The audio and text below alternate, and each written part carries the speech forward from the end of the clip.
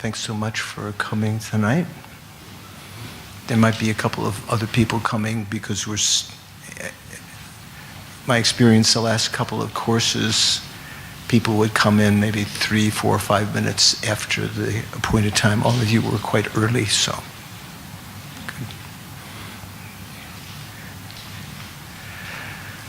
So we're going to begin with just a short meditation, as this is more of a class on philosophy rather than on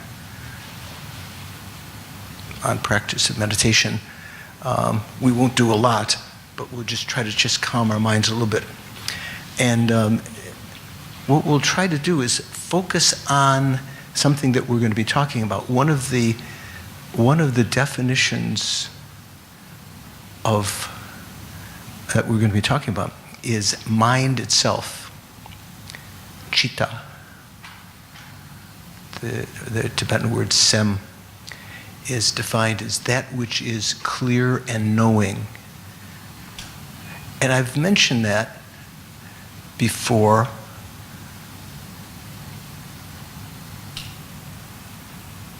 Oh, I haven't. Oh, okay. Okay, good. They still will be able to record, okay? If there's no, we'll still be able to record. Is there enough light to record? Maybe, is it okay? Good. So when we talk about we've done some preliminary meditations in some of the other courses on trying to concentrate on the clarity of the mind. One part of the mind watching the rest of the mind. In fact, many of these topics will come up in these next 4 lessons that we're talking about ways of knowing. So let's try to do a little practical experiment. Sit comfortably with your body erect. I noticed, I attended a couple of the teachings that Geshe Damdu Dorji Damdu offered, and he made a point of saying, I think from His Holiness has mentioned, sometimes people don't keep their body erect, and that's sort of a little bit slouching or whatever. That prevents the clarity of the mind from the winds from functioning well. So sit comfortably. Your eyes not completely open, not completely closed.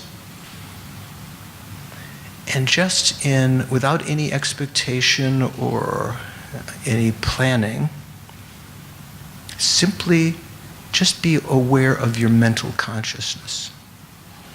And the way you can begin to center on that is by going through the other senses. Say, it's not the eye consciousness I'm going to pay attention to. And for an instant, just see if you pay attention to what your eyes are, maybe if they're directed downward, what your eyes are seeing. That's not what you're going to be concentrating on. That's a sense consciousness. Not your ear consciousness. Right now you have to pay attention because I'm giving some instruction, but not that. Not the nose consciousness. I don't really notice any particular odors in the room, so there's maybe kind of neutral. Not the tongue consciousness, not the tactile, the body consciousness, which perceives heat and cold. For instance, if you might feel a little bit of heat on your body, or maybe some part of your body is a little bit cooler, clammy. That's not what you're going to be paying attention to. Just the mental consciousness within which your thoughts arise.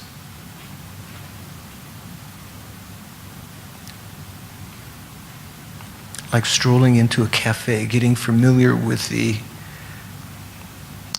maybe, I'm not sure in Singapore if there are cafes like this, maybe down on the quay or something, where you sit outside and you look at the other people, you watch the boats or the cars passing. So in this context, the boats, the people, the cars are kind of like your thoughts that may be passing through your mind.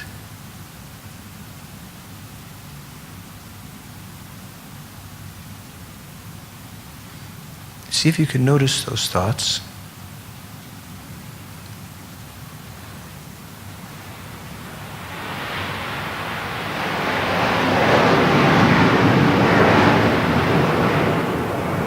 As you're probably very difficult to prevent the attention to the ear consciousness. So you might have a little thought of irritation might have arisen about the Singapore Air Force just then.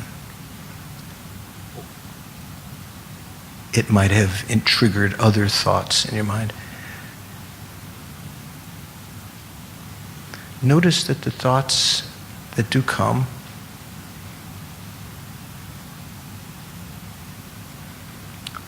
arise without any hindrance. That the mind itself doesn't act like molasses or something for the thoughts, holding them in, slowing them down. The mind has a quality of being like space. It's referred to sometimes as its clarity. It also has the function of knowing, being aware of that which presents itself to the mind. So the thoughts, the mental images are known when the mind focuses on them. See if you can put yourself in a position of someone at a cafe, being aware of the people, the cars, the boats, whatever, the airplanes, but not focusing on them, just noticing the spaciousness between you and the object, and let go of your attention to the thoughts. They won't be present like the people at a cafe. They won't be constantly present there in front of you. They'll be coming and going.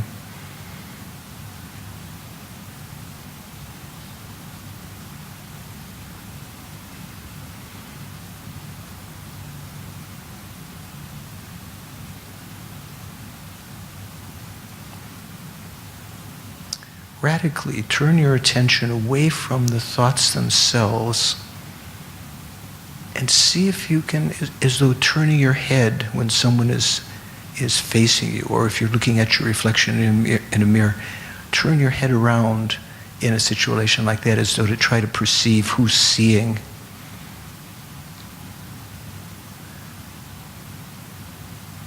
Try to perceive with part of the mind the rest of the mind, just its nature within which these thoughts are arising. Defocus on the objective thoughts, refocus on the subjective mind to which they're appearing.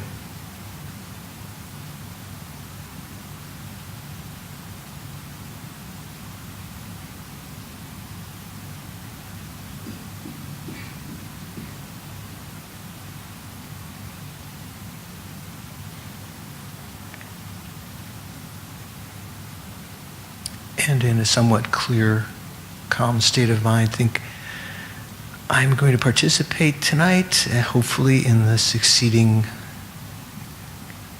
lectures, talks, to not simply to accumulate knowledge, but to accumulate some wisdom to help to cure myself in a fundamental way, like the medicine Buddha prescribes the Dharma as an ultimate solution to medical problems. I'm going to cure myself for the sake of being less a problem for others, to be able to actually be beneficial for others.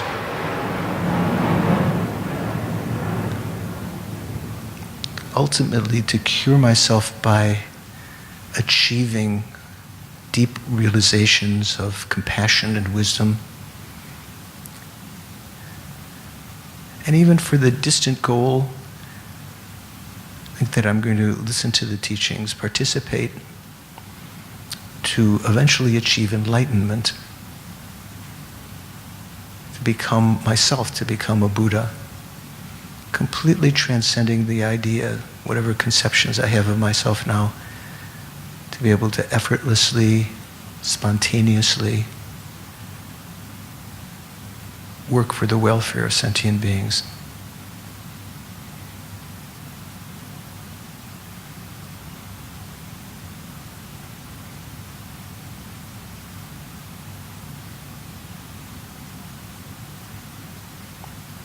And bring your attention back to the present.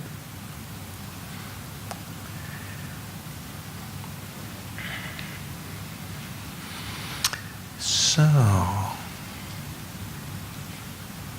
are you feeling? How was your meditation? Any observations? No? Okay. So this series, Tuesday, Thursday, is that right? Tuesday, Thursday. These 4 classes will be on how we know. What's it called? How we know what we know. So this particular subject is part of what many of the monastics study, both the monks and nuns, when they are beginning their philosophical studies. It's a part of a subject in the Tibetan curriculum called Lorik. Have you heard of that before? Some of you? Lorik. Usually Lorik means lo, the Tibetan word lo, has a silent B before it. So if you see it written out in transliteration, you might say it should be blow, B-L-O. No, but the B is silent. Lo. Lo is equivalent to the Indian word, Sanskrit word mati, which means kind of a kind of awareness. This can also mean just general mind. It can also mean wisdom, mati. Like the name of Lama Tsongkhapa, his Sanskrit name is Sumati Kirti. Have you heard of that? Sumati. So Sumati in Tibetan we say Losang Drakpa. Good, the excellent-minded, famous one. So this subject usually is called Lorik, and Rik, Lo means awareness, Rik means knowing. So it usually talks about awareness and the various ways of knowing. But this particular text that I'm going to be basing this on, because this is a short course, is a text that I've taught here before by a very famous Tibetan scholar called Akya Yongzin. Akya Yongzin, he was several hundred years ago. He was the tutor. Usually the name Yongzin in a Tibetan title means that person is a tutor to someone. So if it's Akya Yongzin, that means he's the tutor to some Lama called Akya Rinpoche or some Akya. Ganshin Gawe Lodro was his proper name. So this is a very brief text. There are other ones that we'll mention. Let's see here. Oh, there we go. Get that.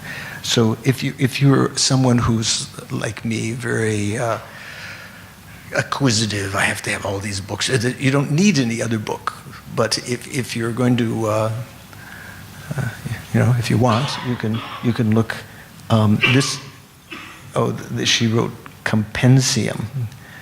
Actually, it's called a compendium, and the S of compendium should be a D.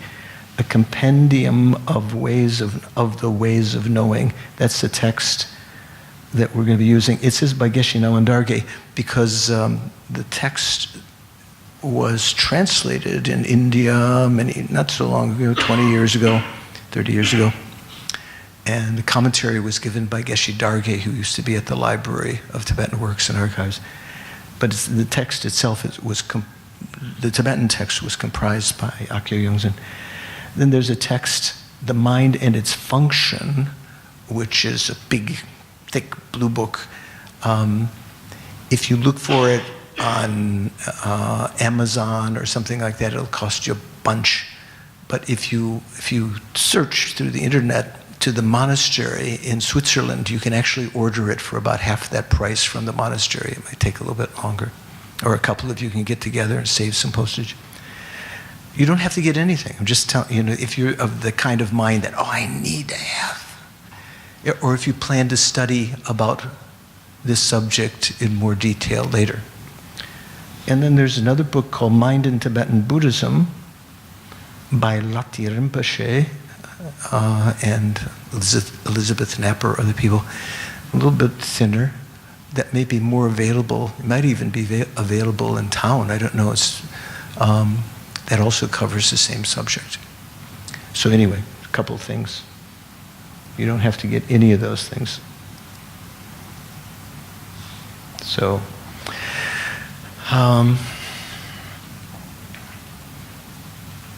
so in this particular text by Ganchen Gawe Lodro, that we're going to be calling the Compendium of Ways of Knowing, he wrote a different kind of title. Instead of Lodik, that means awareness and knowing, he wrote the word Rik with another letter on it at the end, an S, a Sa at the end, and that means ways instead of awareness, instead of knowing. So instead of saying awareness and knowing, which is what the usual curriculum is at the monastic colleges, it's kind of like the ways of knowing, which is kind of interesting. So this is a very interesting subject. This particular subject is studied as a preparation for the people who are really interested in delving deeply into other texts about the philosophy of emptiness, about the texts on bodhicitta that were written by the great Indian scholars. It brings many of the concepts that they ordinarily, everyone sort of knows. It's sort of like almost assumed when you study these great texts on bodhicitta or emptiness or on the bodhisattva's perfections or on the activities of the Shravakas and the Pratika Buddhas, how they practice. All of these words, concepts about awareness and knowing are kind of are presupposed. So this kind of curriculum was developed to introduce these subjects to the students, and it's incredible. I think it's an incredible resource, especially if you study further here. The other teachers that come, when Lama Zopa Rinpoche comes, when Geshe Truni Ken Rinpoche teaches, you'll have an arsenal, a background of knowledge that will help you very much. I'll give you an example. Once I taught the Heart Sutra in California it's a long course, couple months course. It was just once a week, but it's, and after that, it was very fortuitous. His Holiness the Dalai Lama taught the Heart Sutra in California, and everyone went to the course. And the students came back and they thanked me and they said, oh, wow, because of having heard this course and been familiar with all of the concepts, we got so much more out of His Holiness's discourse. We knew the terms. It wasn't like completely hearing it for the first time, so we could go that much deeper into what he was saying. So that maybe you can feel like that. Even if you find some difficulty here, introducing terms, and think of it as a primer. Those of you who have heard these subjects before, you may find the approach a little bit, what they say is, when sometimes one teacher leaves something out, don't worry, later some other teacher will come and teach that. So there may be some points I will skip over as, I'll say not so important, or I'll just skip over. Other people may have gone into detail. I may go into some points in more detail that you haven't heard before. And feel free, if you have questions, because it's a philosophical class, while we're in the class, if you have a question, raise your hand quietly. Don't make a spectacle. If I see you, I'll call on you. If there's something unclear, of course, there may be some things that are unclear that will be cleared up in the next couple of seconds after I say it. So wait a couple of seconds and say if still something is unclear. If you didn't understand my pronunciation or my, what I'm saying. Okay?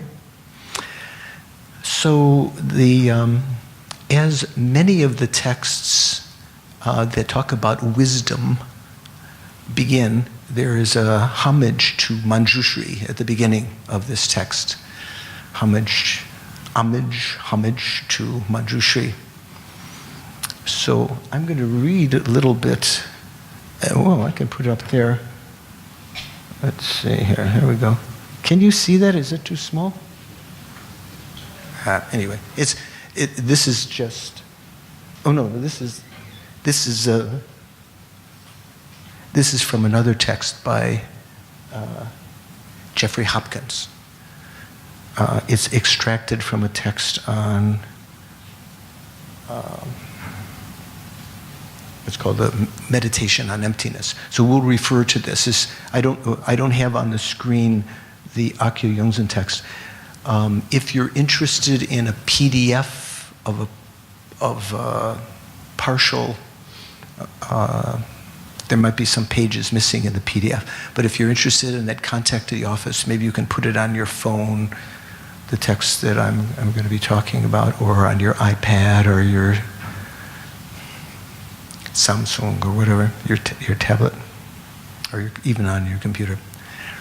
So I'm going to read a little bit from the text and then I'll elaborate. This is not the root text that Akyo Yongzen wrote. This is kind of interwoven, the root text interwoven with Geshe Nawan Darge's commentary. So this is, the text concerns the mind and the ways in which we know things. So this particular this particular aspect of Lorik is what in the Western science Western philosophy we might call epistemology.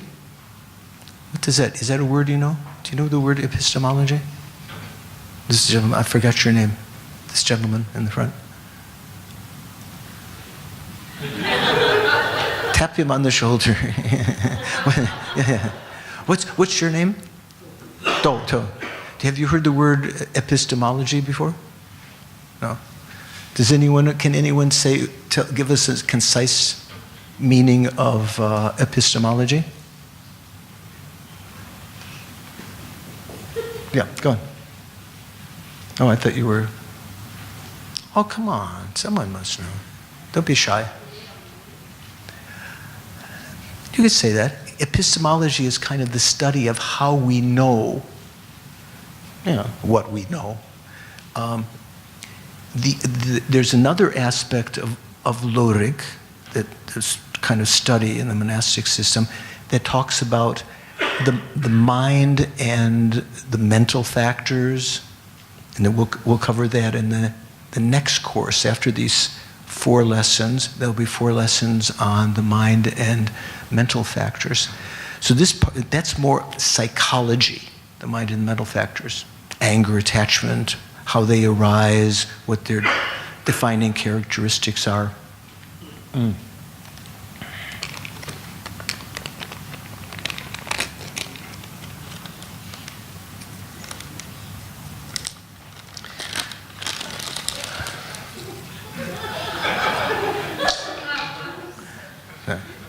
I know how if your throat is they're for you because you're coughing, right? Yeah. You need them. So the subject of epistemology came about particularly in early Indian Buddhism, exemplified by one of the great Indian scholars, Dignaga. Have you ever heard of Dignaga? One of the great saints. And then next generation after him whether he studied with the Dignaga or was his disciple in the sense of studying Dignaga very well, Dharmakirti. So they wrote about especially this subject of how we know, how the mind knows things, how it can be, what is considered correct consciousness, when you actually realize something, how could you discriminate between a mind which is actually understanding something and something which is a mind which is misunderstanding, or a mind that hasn't really understood but thinks it understands? That's probably much of we fall in,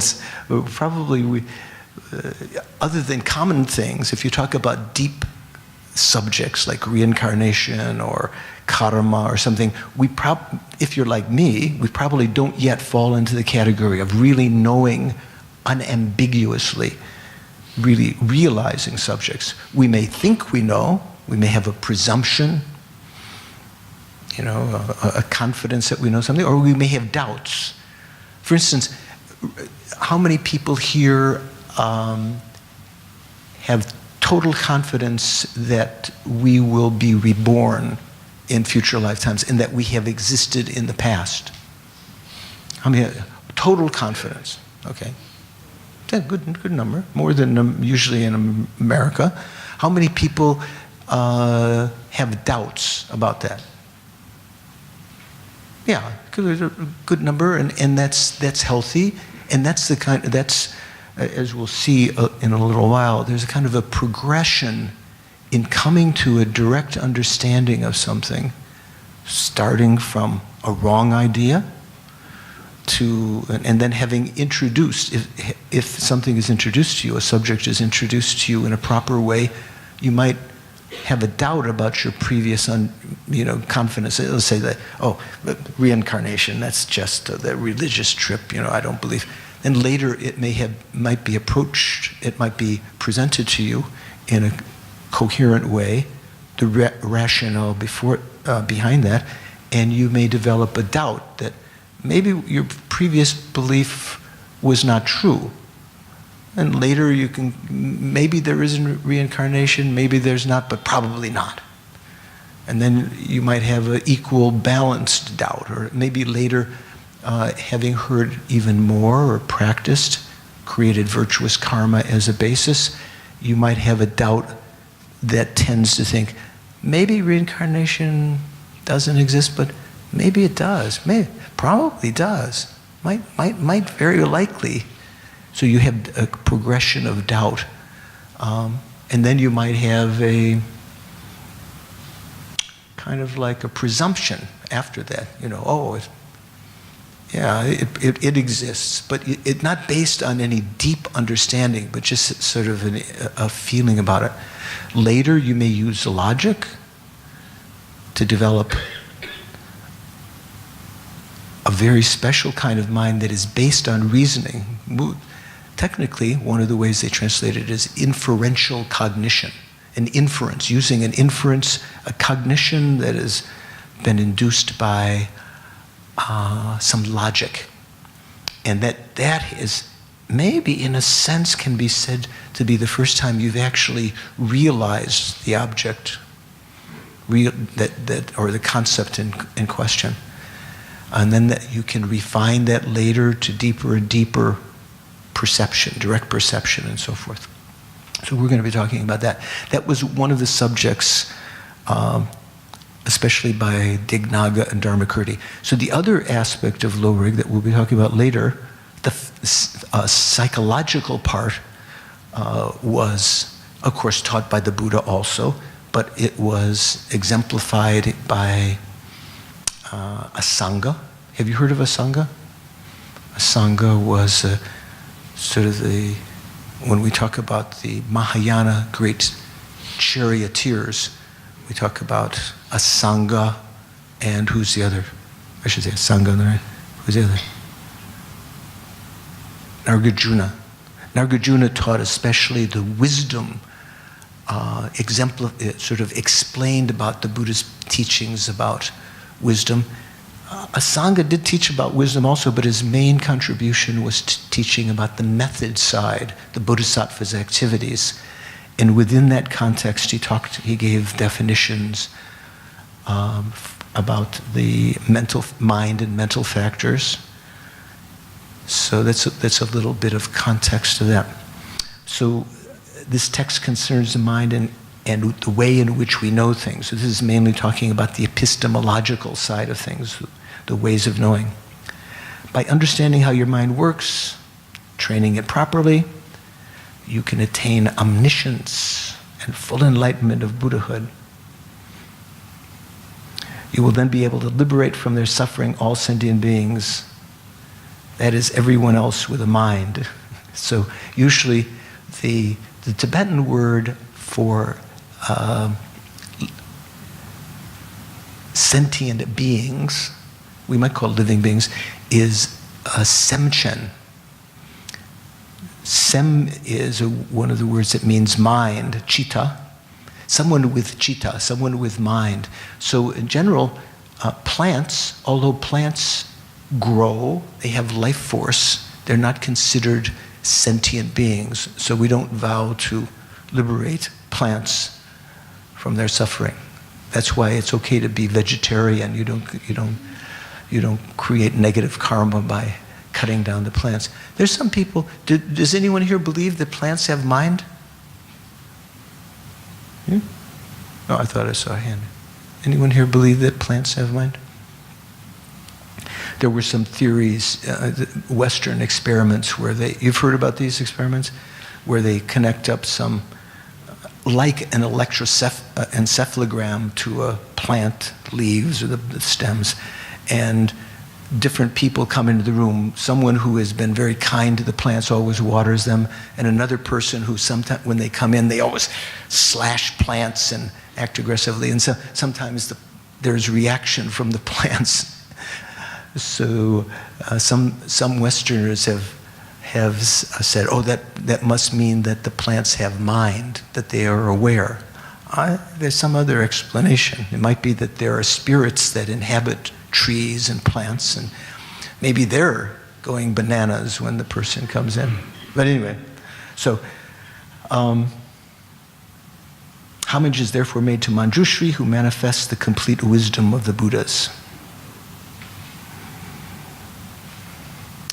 So as people have different levels of aptitude, abilities, and interests,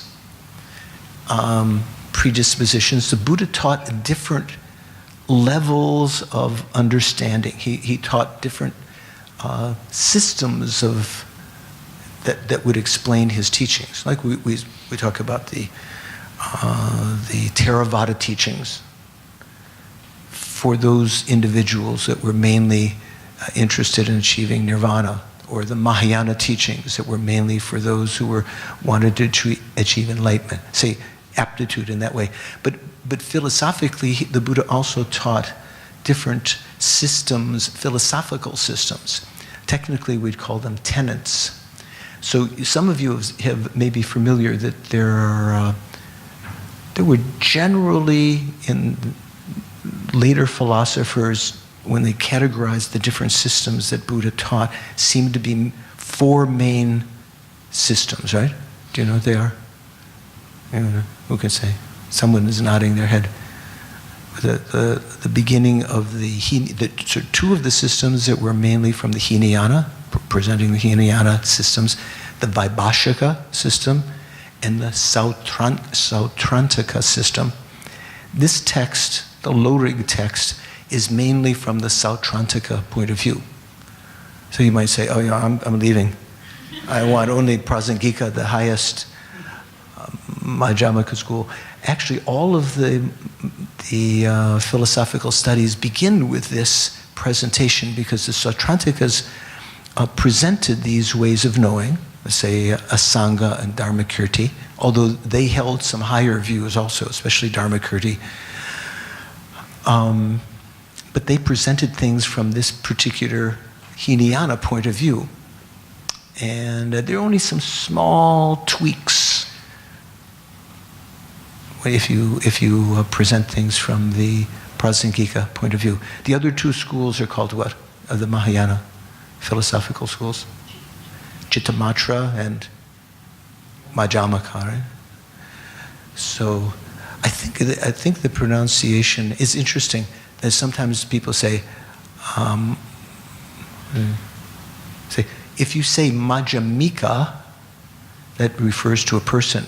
But if you refer to the system, it's Madhyamaka, the emphasis on the second syllable, Madhyamaka, Madhyamika.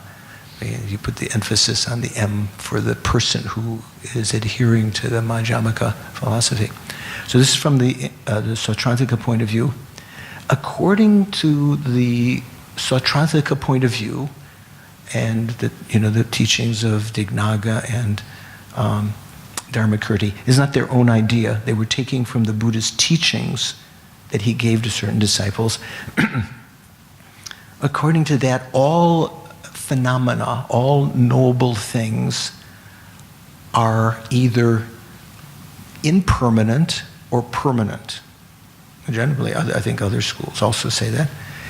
But that's their main categorization. They say that things that are impermanent are things that they have a specific name. They call them specifically characterized phenomena that have specific characteristics. They are phenomena that can be perceived by the senses.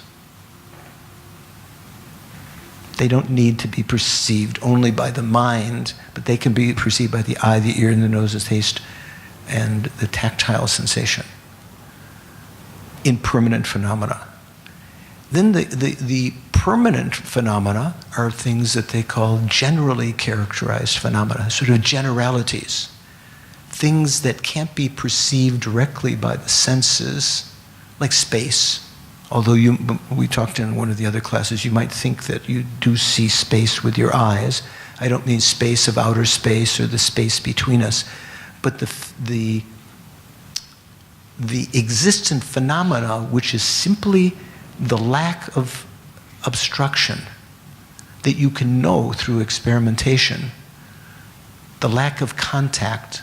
That's what's called, that's the uncompounded space. So let's dive right in here. So there are, so between, namely we're going to be talking about impermanent phenomena. So impermanent phenomena, there are three kinds of impermanent phenomena, three categories, three kinds of impermanent phenomena. Yeah.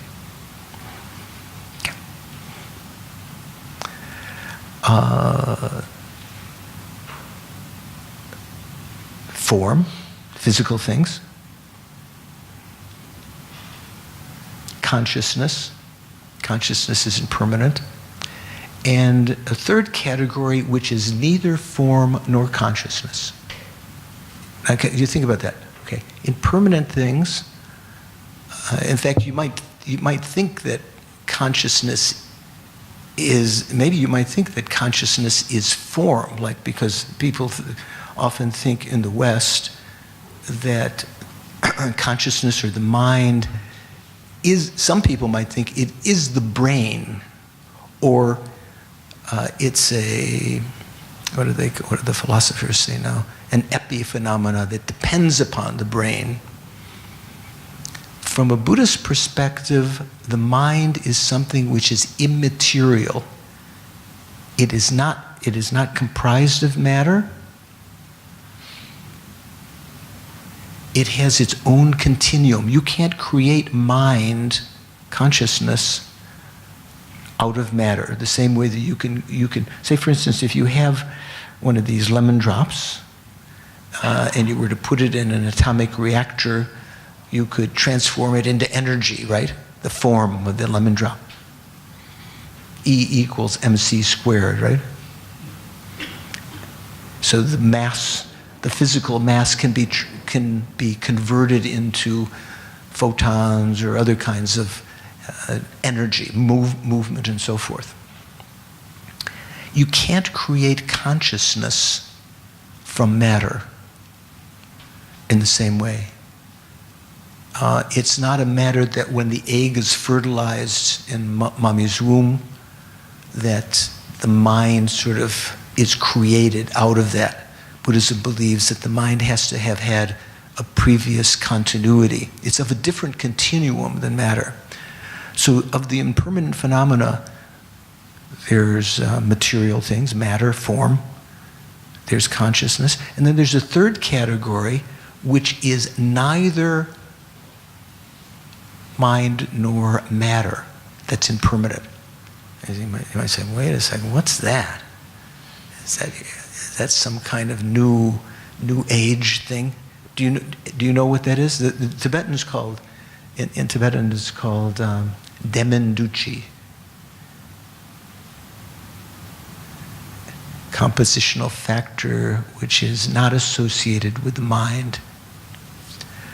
Anyone have an idea what that is? What's an example of an impermanent phenomena which is neither form nor consciousness? What is it? What is it? Person. Okay. Yeah. Why not? Why? Yeah. But aren't you the mind? Don't you have mind? You have to answer yes. I forgot your name. Adrian.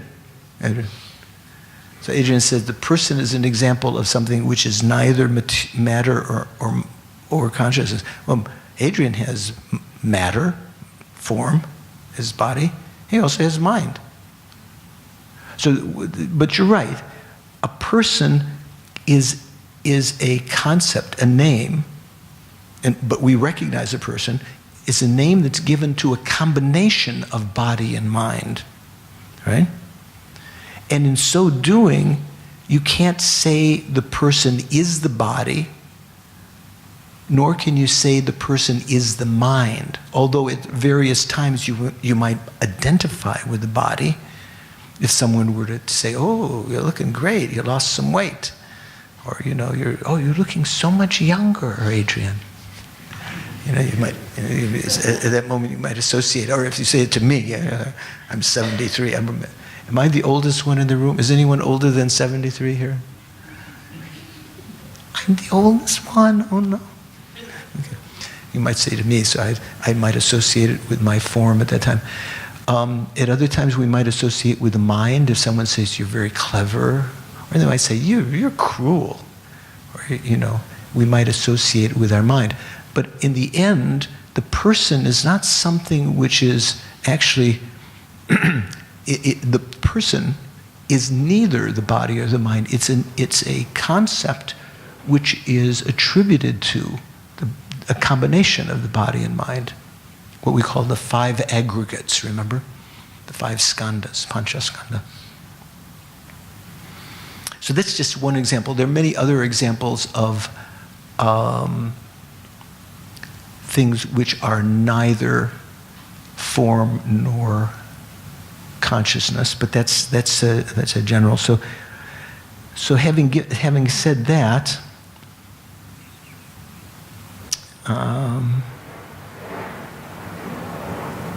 when we talk about forms, we say that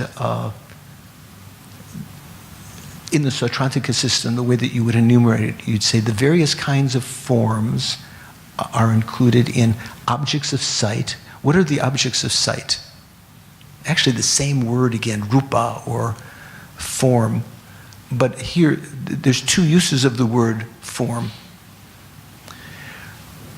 When we said in the triad, these 3 things, all impermanent phenomena are either forms,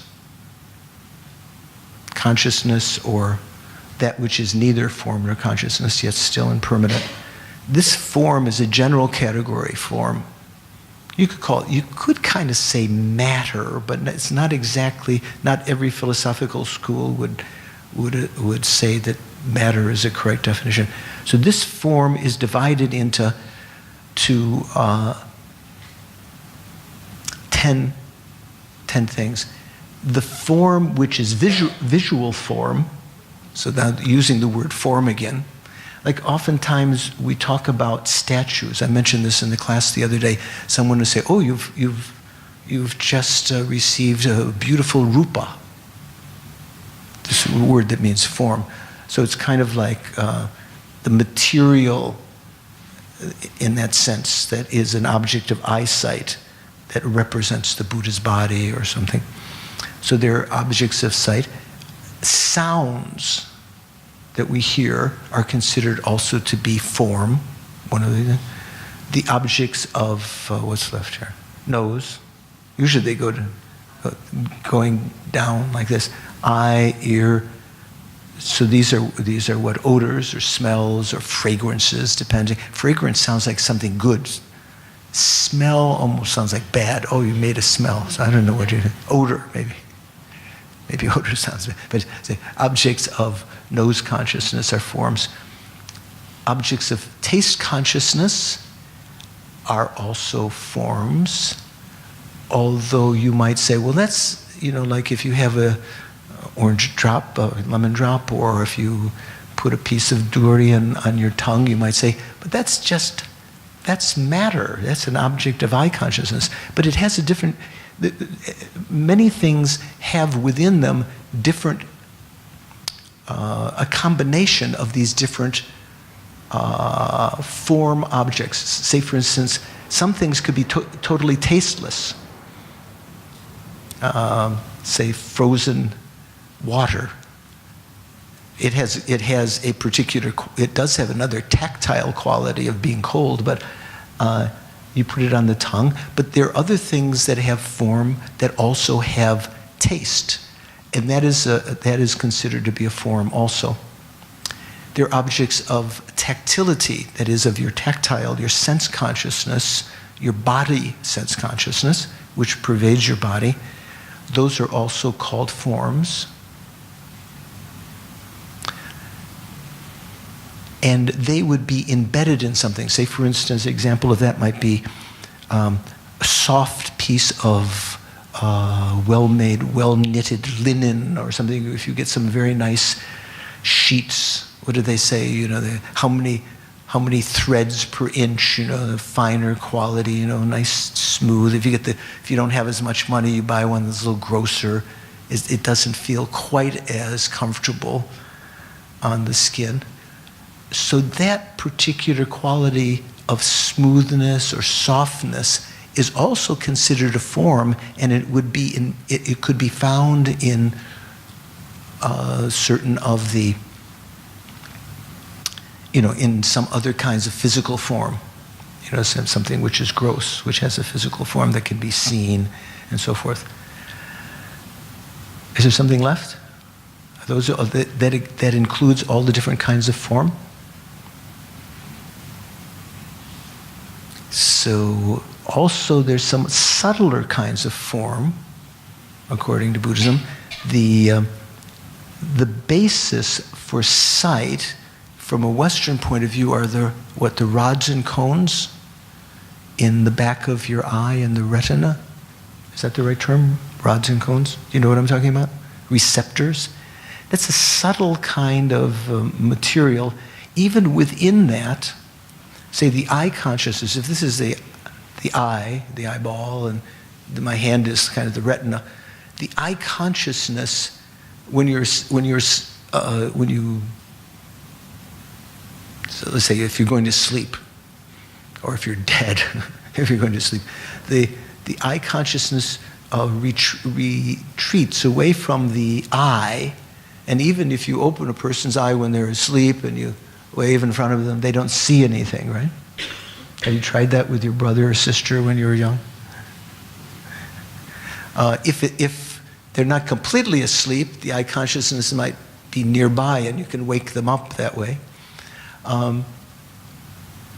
So there's something within the eye called the eye sense power that is of a subtler nature than physical form, that's also considered form.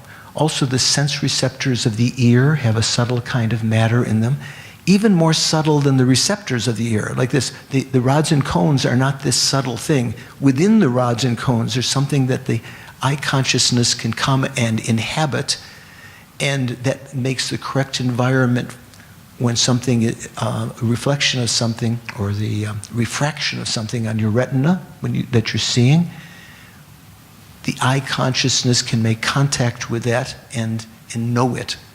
Same thing with ear consciousness. There's some little philia or something within the ear, in the cochlea of the ear. Within that, the ear consciousness can reside, and it acts as an interface between sounds and the ear consciousness. Same thing in the nose. There's certain receptors. Not every part of your nose has the same ability to experience odors, right? Tongue consciousness, there's certain receptors on the tongue that are more sensitive to certain tastes. Maybe salt, sweet, bitter, astringent have slightly different areas, and those areas are subtle. Within those areas are subtle kind of matter that the tongue consciousness can enter into, and in that way there's an interface between the taste and the consciousness. Without that interface, the tongue consciousness can't taste things directly. The eye consciousness can't see things directly without using this interface of the subtle matter. And then the tactile consciousness also. There's an interface there. There's a subtle kind of matter. So there's 5 objects of the senses, and the 5 subtle interfaces, we call them sense powers. Those are considered to be 10 kinds of forms. So in the Sautrantika system, that includes all the different kinds of form.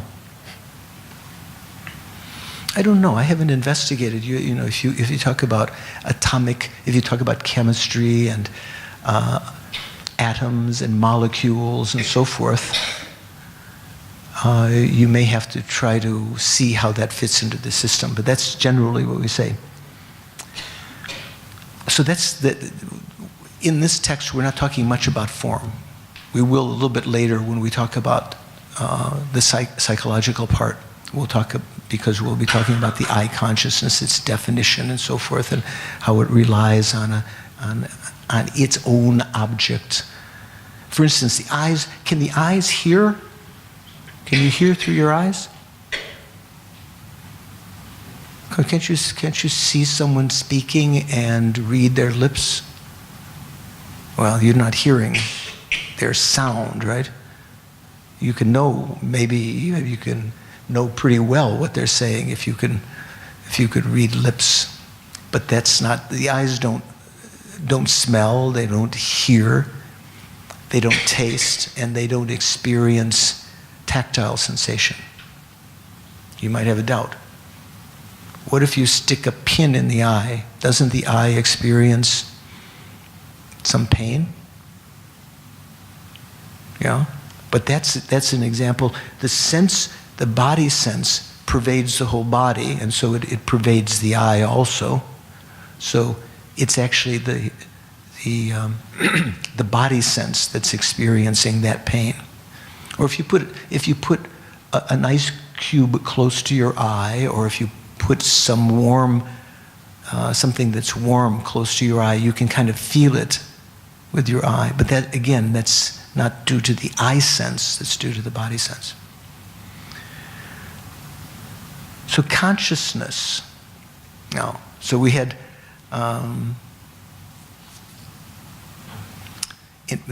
first of all, we said all phenomena are either impermanent or permanent. We've left permanent for the time being. Impermanent phenomena are how many kinds? 3, right? Form, consciousness, and that which is neither form nor consciousness. So we've just gone through forms. According to Sautrantika, there's 10 kinds of forms.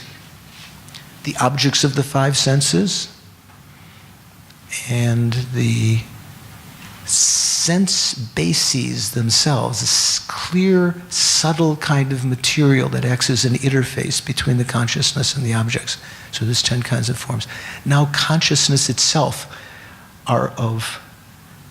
general category, according to Sautrantika, there are three divisions of consciousness.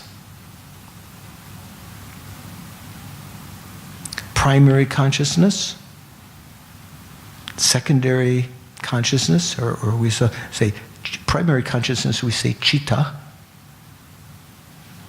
Oh, isn't there an animal called cheetah? This is the Indian word C-I-T-T-A, and you might say that should be kita or something, but that C in Sanskrit is pronounced like cha, right? Chitta, C-I-T-T-A. And then the secondary mental factors are called cetana, C-E-T-A-N-A. So these are differentiated. This is two of the three divisions, and the third division is what's called self-awareness or reflexive awareness. So I'll explain what this means. Consciousness, citta, is a quality of all of these senses. Let's say our eye consciousness has both a primary consciousness, citta, which knows the general entity of its perceptual field. It knows in general objects of sight. The mental factors within it, the cetana, the secondary qualities, know the particularities of the perceptual field. Let's say in the case of, so I can see the reflection of the Chenrezig statue in that glass behind you back there. So I can see my general, say if I just talk about eye consciousness, my general eye consciousness without concentrating on anything just senses that there is something impinging upon my eye consciousness. The mental factors know the individual qualities of the perceptual field, like color, shape, demarcation between, say, the blue background behind the statue, I can see reflected in the mirror, in the glass back there, or in the golden aura around Chenrezig, the 1,000 arms and so forth. The mental factors know the particularities of the perceptual field. So there are mental factors within the sense consciousnesses. Same thing with the ear, nose, taste, and touch. Say, for instance, the taste consciousness knows the general characteristic of taste without differentiating that it's sweet or sour, bitter, astringent, hot or salty. The mental factors, I'm using some of these words interchangeable, mental factors or secondary mental factors, they know the particularities of the perceptual field, right?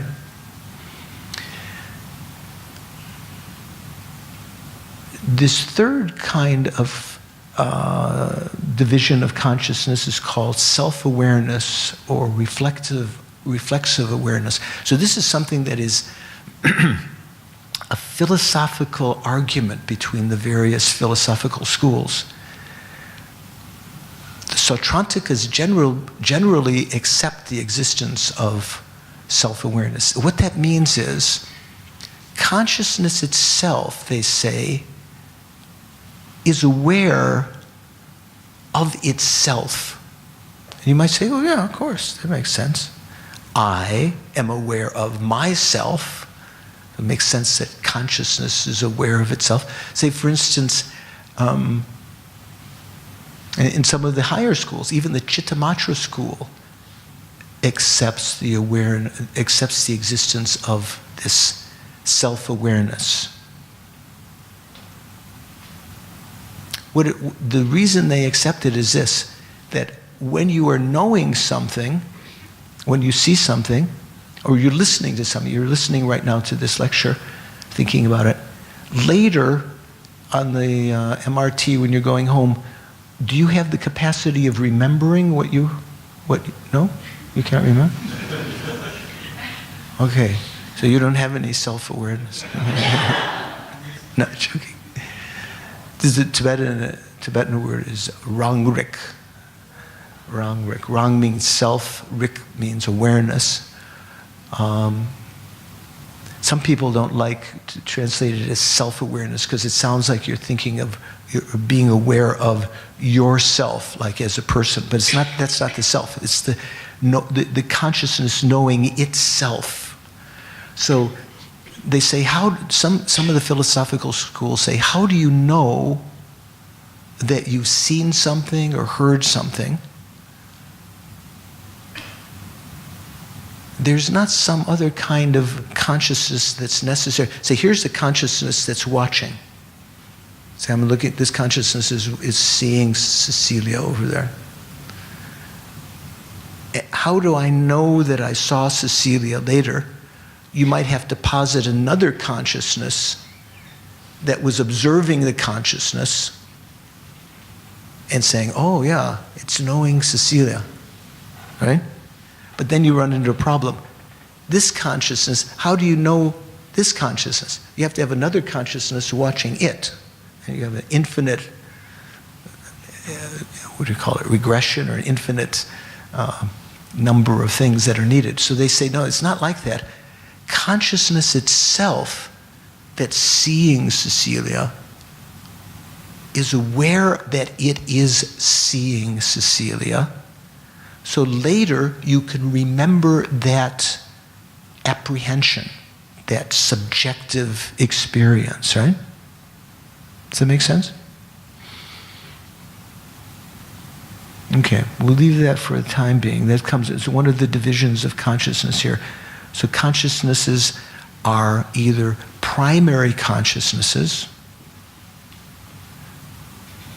like that knows the bare perceptual field, or they are the cetana, the secondary or mental factors, secondary conscious mental factors that knows the particularities. They are not separate things. They are part of the same experience of consciousness. It's just different aspects of that consciousness. They're not findable separate things within your consciousness that you can separate one from the other.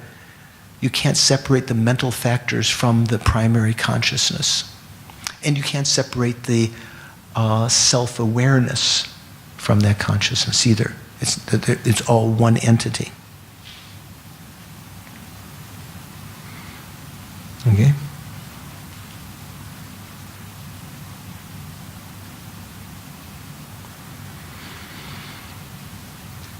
So, something which is there's a general characteristic or definition of consciousness, one way of saying it, is an impermanent phenomena, because remember, when we talked about impermanent phenomena, we said there were three categories: form, consciousness, and that which is neither, but still impermanent. So consciousness could be defined as an impermanent phenomena which is a clear awareness that is engaging its object, that is involved with an object. Maybe more words that are necessary, but there's no fault in saying that. So a consciousness is something which itself is impermanent. It is a clear it is clear, and it knows an object. So this clarity is something that we were meditating at the beginning. Remember, we were aware of our mind. We weren't using, well, you could say maybe we're trying to be aware of our mind with self-awareness. We can debate about this later. You were trying to be aware of your mind, and you were noticing maybe thoughts that were arising in your mind, or mental states, the cetana, that maybe a little bit of anger might have arisen in your mental consciousness. You notice I didn't mention when I talked about the objects. When I talked about form, I said there were 5 forms, right? Objects of sight, sound, objects of ear, of hearing, objects of smelling, objects of taste, objects of tactility. What about objects of mental consciousness? Are they form?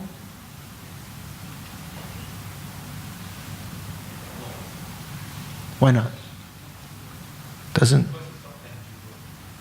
Because what? What's not tangible? Well, also the eye consciousness is not tangible. It is impermanent, and it is of I'd mentioned before, all consciousness is of a different category than form, than tangibility. It's one of the characteristics of consciousness to be intangible. But you're right, there's a difference between the mental consciousness and the sense consciousnesses, in that the sense consciousnesses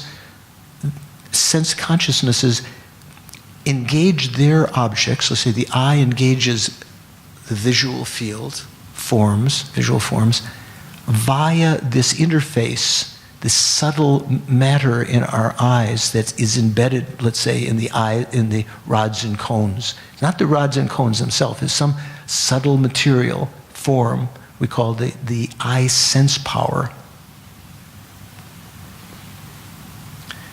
So they can't know their objects unless they are resident in their, in their particular organ. The nose consciousness can't smell unless it's at that interface in the subtle matter there, and there is some object to smell. But the mental consciousness doesn't depend upon a physical organ, subtle organ. You might say, oh, excuse me, it depends on the brain. Well, Western science, actually your eyes and ears and nose consciousness, all these others also have a certain relationship with the brain, which is physical, phenomena. Oh, by the way, just interesting, what I mentioned before, I remember I said if you put an ice cube close to your eye or something warm, your eye, you could feel it with your eye. I asked you, was that the eye consciousness? Remember? No, that's the body consciousness. Usually we say that the body consciousness pervades all of the body except for the hairs, other than the roots maybe, because if you pull the hair out by the roots you feel that. But the hairs, if you cut the hair, if you're a little kid, if you cut the hair, they start crying the first time because it's out of fear. But the hair itself has no feeling, right? The fingernails, if you pull in torture movies, if they pull out the fingernails, a person is in excruciating pain, but the fingernails themselves have no feeling. The roots of them do, where they join. And also the brain, I understand. Is that right? Have you heard, anyone know? Maybe the early Buddhists weren't aware of that. The sense, apparently the physical, tactile sense power doesn't pervade the brain. If they do an operation on your brain, sometimes the people are actually awake and they can stick needles into the brain. The person doesn't feel pain. Oh, my brain is hurting. They may experience, some smell if you touch a certain place. It may induce certain memories or certain kinds of reactions. But the brain itself doesn't have that the tactile sense consciousness, an interface within it, apparently. So the mental consciousness doesn't depend on the brain. It depends on a previous moment of consciousness. Some consciousnesses depend on very special kinds of consciousness, like one of the kinds of consciousness we're going to talk about are what are called yogic direct perceivers in this school. That is, that particular kind of very deep kind of meditative concentration, which is a union of calm abiding and special insight. Have you heard those words before? Shamatha and vipassana, that acts as a basis to realize either subtle impermanence or the selflessness of persons or emptiness of phenomena in general. That subtle kind of deep consciousness, mental consciousness.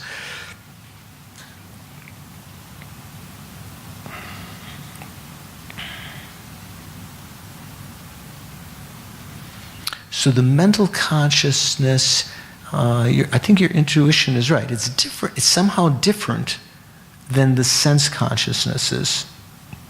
Even when the sense consciousnesses are not functioning, say someone might be blind, and if their eye organ, the gross thing that we call the organ, has been damaged, it may be that the eye consciousness never goes there, or the fact that the eye consciousness tries to go there and it has no interface to be able to see things. If all of the sense consciousnesses are absorbed, the mental consciousness, you can still be alert, like in deep meditation. The yogis and yoginis that are in deep meditative concentration, the sense consciousnesses do recede away from the various senses. And so even if someone is in deep concentration, even though their eyes might be slightly open, they won't be seeing anything. They won't be distracted by that. In fact, that's one of the benefits of having that deep concentration. Some of the great meditators of the past, they say, even if a stone were to fall down on the ground next to them, shaking them and making a big sound, they would be unaware of that. They would be concentrated. Do you have that kind of concentration? Even a fly lights on my face, I freak out. I don't have that kind of concentration. Maybe sometimes when you have good concentration, you can be a little bit oblivious of the sounds and smells and tastes because your senses are absorbed a little bit. So the mental consciousness is still functioning at that time, because that's what you're meditating with, let's say. It's the mental consciousness, but it is not dependent on a physical organ like the brain, although something to investigate. The brain does act as a temporary storehouse for memories, even though memories, the faculty of recollection and memory is something that depends on the mind itself. There are ways of remembering, even if the brain has been damaged. Maybe Western science recognizes this. We could start to develop new pathways within the brain to recall things once one has begun to have short-term memory loss or long-term memory loss. By using the faculty of the mental consciousness to recall things by itself, independent of the brain, and maybe then making new pathways in the brain to bring to those a quick retrieval of those memories. Okay, leave that for a side. So,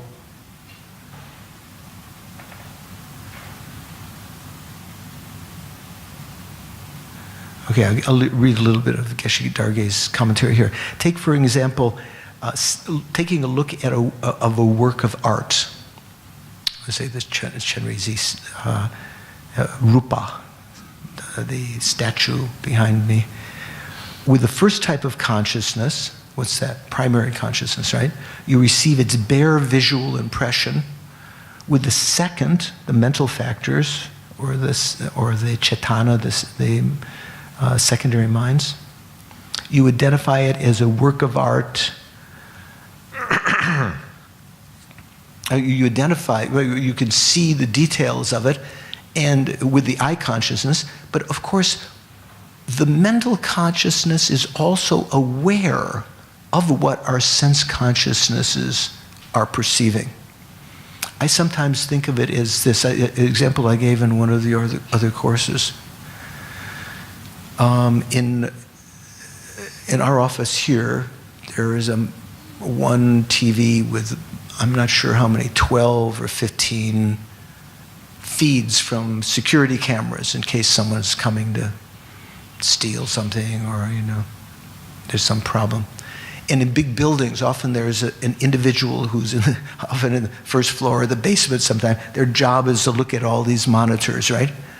I kind of think of that person as like an example of the mental consciousness. the mental consciousness is aware of what the, what's it called, the cameras, the surveillance camera, sort of like the surveillance camera of the eye. The mental consciousness is aware of that and can make decisions based on that. So here it's saying, once the eye consciousness sees something, and the eye secondary mental factors see the particular qualities, the colors, the shapes, the mental consciousness then is aware of that, and it can make judgments about that. Oh, that's a fine, inspiring statue. That's well made. That kind of mental activity, or conscious activity, does not take place in the eye.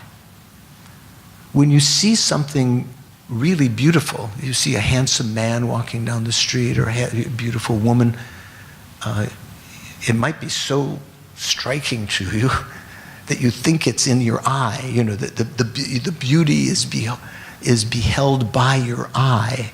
Well, in a sense, the beautiful object, which you consider beautiful, is beheld by the eye, but the eye doesn't know it as beautiful. It's the mental consciousness, kind of like the person in the surveillance room that sees that camera. The camera itself doesn't make any kind of decisions. The eye consciousness doesn't make any kind of decisions about the object. It's the mental consciousness that is aware of that. Does that make sense? Maybe all of this you've heard before. I don't know. Same thing with the ear consciousness, the nose, the taste, and the tactile consciousness. But the mental consciousness can know all of those 5 portals, those surveillance cameras, so to speak. You say the surveillance camera of the ear, or maybe it's like a microphone, right? It's around, so the surveillance guy or gal, there's talking this, that, and then there's some kind of fragrance camera, something that smells fragrances, and he or she is aware of that, and tastes and tactile sensations. But the mental consciousness has a further capacity to know its own objects, its own sphere. Do you know the word dhatu? Have you heard the word dhatu? In the combination dharma dhatu, different kinds of dhatus. So dhatu could mean sphere. So the sphere of the mental consciousness is sometimes called the dharma dhatu. So the dhatu of the eyes would be called the rupa dhatu, the sphere of visual consciousness, and so forth. The sphere of the mental consciousness, although it includes visual forms, sounds, smells, tastes, tactile objects, it knows those senses, its own exclusive sphere that the other senses do not perceive is sometimes called the dharma dhatu. But the word dharma dhatu has sometimes refers to the ultimate objects of mental consciousness. And which one am I thinking of? Well, sometimes if you read in text, they talk about the perception of the dharma dhatu. So sometimes that refers to emptiness itself. Emptiness itself is not something that's perceived by the eyes, the ears, nose, tongue, taste. Yeah. Yes. Say again? Dreaming.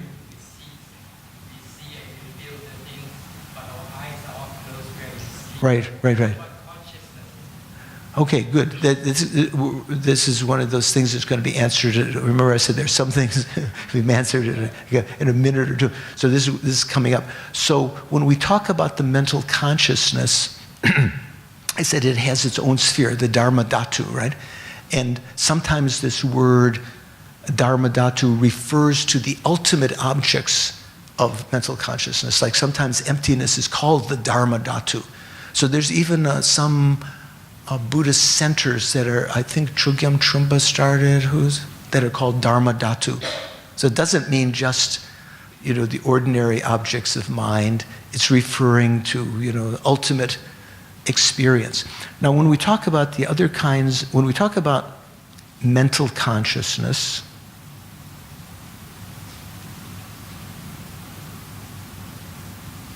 if we talk about, as is coming a little bit later, we talk about mental consciousness can know things in a variety of ways. One of them is called direct perception. Generally, our mental consciousness is not knowing things directly for any length of time right now.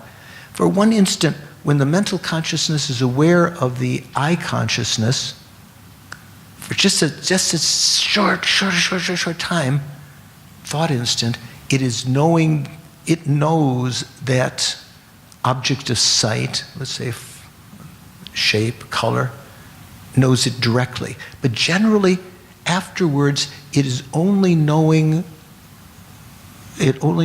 things by another means of knowing, which is called conceptual knowledge. It knows things conceptually. That's generally what how our mind is functioning now. It makes judgments. It has seen what the I consciousness has seen. It knows that. And then it starts its own ruminations. Oh, that's nice, or that's a handsome man, or that's a beautiful woman, or oh, that's a great piece of durian, or maybe because the tongue or I sometimes smell the durian up in my room upstairs because there's some durian, vendors on that odor wafts up sometimes. Do you like durian? It must be an acquired taste and smell. There must be something that. So those are two. There's some other kinds of mental consciousnesses, but relevant to your question, if we say, okay, generally, the mental consciousness only knows things conceptually. Generally, one of the exceptions. And of course, we talk about yogic direct perception. It can know emptiness directly, the mental consciousness, in yogic direct perception. But one of the other kinds of exceptions is dream consciousness. Not all dreams. Some dreams are conceptual, but there are some dreams when you have a very clear perception in the dream. It is said that some dream consciousnesses are actually mental direct perceptions. Even though they are perceptions of something which is not present right now. You may be perceiving something from your childhood or something that has been conjured up by your other memories and so forth. So there are examples. The dream consciousness is of various kinds, and if you were to bring into the conversation, into the investigation, that our Western science knows that when you fall asleep, as you're falling asleep, the sense consciousnesses retreat away from the sense bases, and in very deep sleep they come all the way not from a Western point of view, but from a Buddhist point of view, they're all the way to the heart chakra, and the mental consciousness goes through certain dissolution of subtlety, goes into a very subtle, deep state that Western psychology might call the delta wave state. Do you know what I'm talking about? Delta sleep? When the first stage of the deep sleep, when the person, their electroencephalograph will just be beep, beep, what they call a delta wave. Almost no activity, just some little beep once in a while. So that may be kind of like a clear light, something very, very deep state. Then from that, the person might go into REM, rapid eye movement, dreaming. When they're dreaming, and if you were to see their eyeball is actually moving around, and various reasons scientists believe that may be taking place. So people alternate between deep sleep, delta sleep, and this REM state, rapid eye movement, dreaming, then back. And then there's some other subtle states in between, some other states of dreaming. So in that kind of dream state, there are some of the dreams, probably most of our ordinary dreams are perhaps conceptual. The mental consciousness is just thinking about things. Different memories have come up, associations. Maybe there might be something terrifying or something very attractive or just blah. Maybe worry about whether you're going to pass the exam, or was the classic thing, dreaming that you went to the final exam and you opened the exam and you realized you didn't study all year, some kind of primal fear of college students or students. So we'll approach that again when we talk about these other kinds of, when we get to mental consciousness in another context.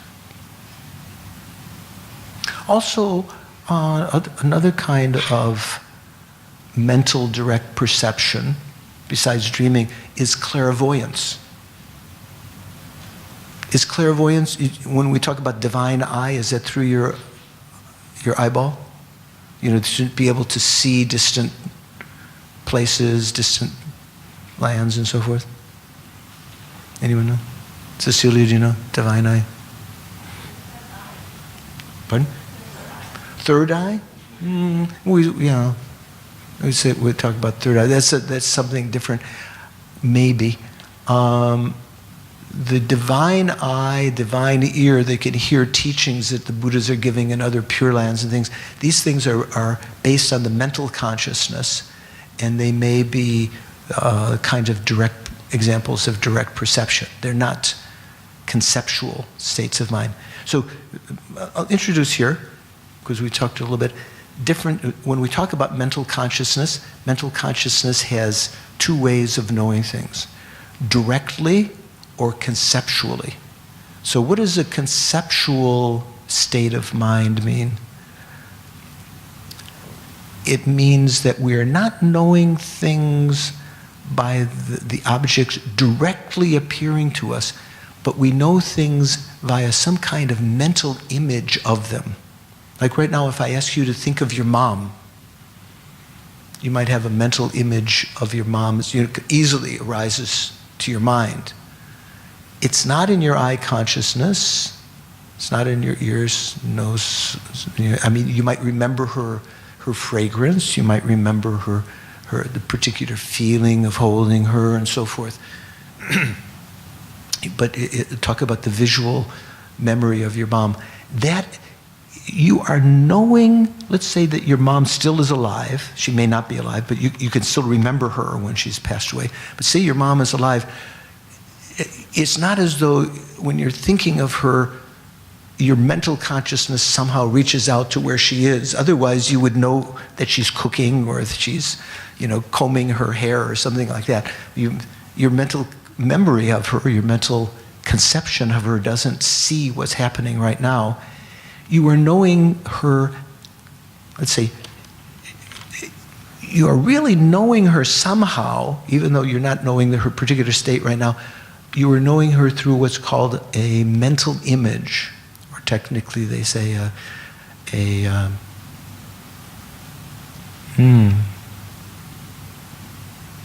meaning generality. Dunji, meaning generality. So what that means is, say for instance, when I was a kid, we used to have these little, my grandfather used to have these little thing that had two lenses, and you would put in a card that had a lot of little pictures in it, and you would turn it, and each time it was what do they call it, stereographic. So it looked like you were looking at the Eiffel Tower, or you were looking at the Buckingham Palace, or you know what I'm talking about, right? So could you say that you were, just as an analogy here, could you say that you were perceiving the Empire State Building? You're not actually, the Empire State Building is in New York. You might have been doing it here at your home, right? You're not perceiving it directly. But you are somehow knowing, in a sense, you're kind of knowing, again, this is just an analogy. You're knowing the Empire State Building, but you are knowing it via something. You are looking through this transparency. It's almost like the Empire State Building is out there somewhere. Same way with your mom. But you're knowing it via this mental, kind of like this interface between you and the actual object. You are not making direct contact with the object. You are knowing it by means of this mental image or meaning generality. For me, that's a nice, that kind of makes sense. So the meaning generality, when you know phenomena, when the mental consciousness knows phenomena via a meaning generality like that, that state of mind is called conceptual mind. It's non-perceptual. In fact, sometimes one definition of conceptual mind is that kind of awareness which is not perceptual. Not to get into the other details of it. So can your eye consciousness know things conceptually? You think so? Were you nodding, sir?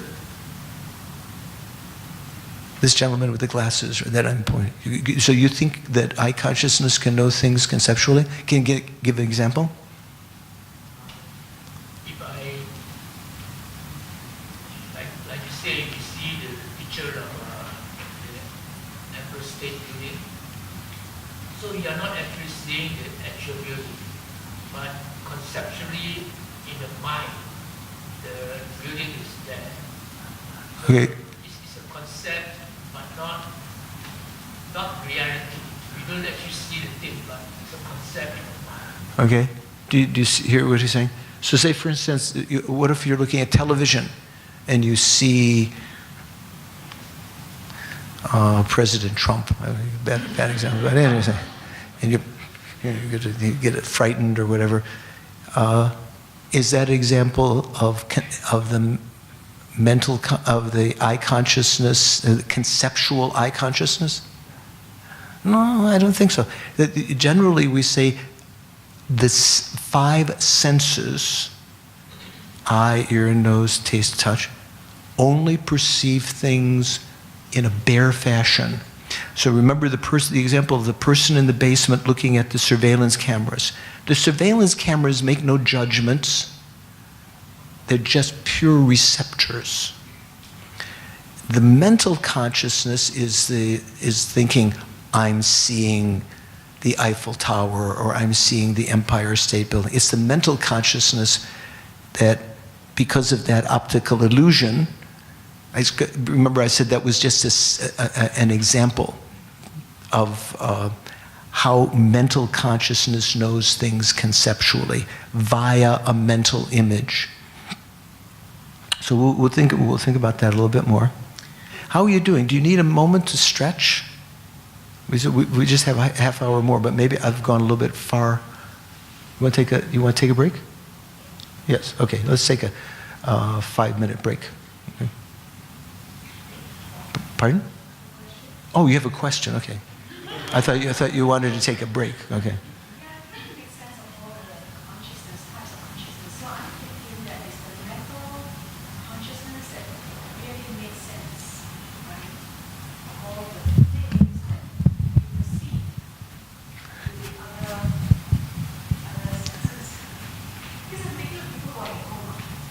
Say through that a little bit better. Hi. Okay. Yeah. People who are in coma. Yes. Okay, I've come across where they can open their eyes and they open their eyes, but nothing. So, what has happened to them? Well, that's obviously a big subject, especially nowadays in medical research and other kinds of research. So what happens when people, there are some people that have been in comas for a long period of time, that you can leave it, I think you can leave it on. Otherwise, then he has to fiddle with it to turn it on again. He's pretty clever.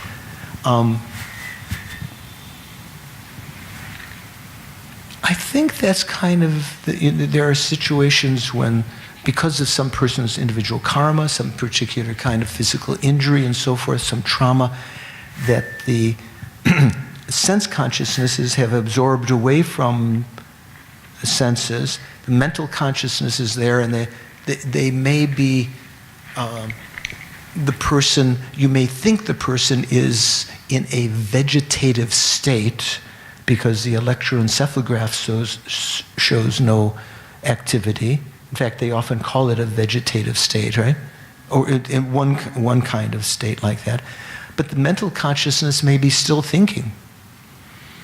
Sometimes, apparently, sometimes people that are anesthetized actually remember everything that the doctors were saying during the operation.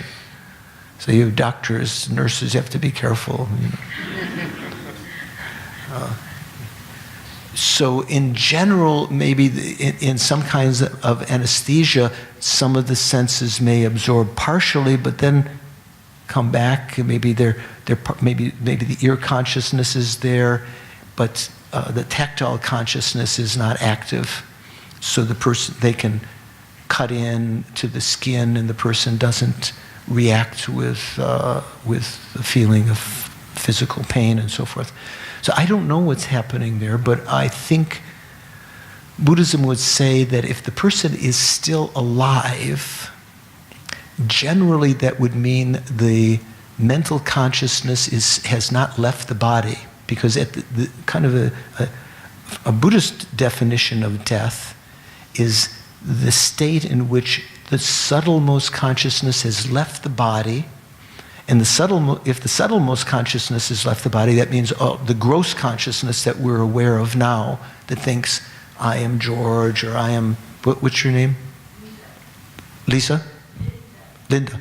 The consciousness that now thinks, I am Linda, I have these friends, this companion, these children, or whatever, these patients. I'm this, I'm a woman. That's a gross consciousness of this lifetime. That consciousness, just like at the time of sleeping, absorbs, but at the time of death, it completely absorbs to the subtle consciousness. And when that subtle consciousness leaves the body, that gross consciousness is not going to come out again. You're not going to think, once you've left the body, that I'm Linda, now I'm down looking at the body of Linda. Oftentimes people talk about things like that. Have you heard? From a Buddhist perspective, that's not a death. The person hasn't died. They're in some kind of they're not even the intermediate state. They have not died yet, the subtle consciousness, because when the subtle consciousness leaves the body at the time of death, the gross consciousness the gross consciousness of this life will no longer come out from that. Sometimes those are kind of out-of-body experiences can take place when the person is still alive. Okay, so in terms of a person that I can't, maybe you know the technical term. They talk about people that have completely interiorized, that have been in what looks like a coma, and then spontaneously, for some reason, and some therapists were trying to find the reasons to do this. They would become completely awake and talk for hours or days, and then again go into that state. What is that called? Do you know what I'm talking about? Does anyone heard about that? Do you know, Cecilia?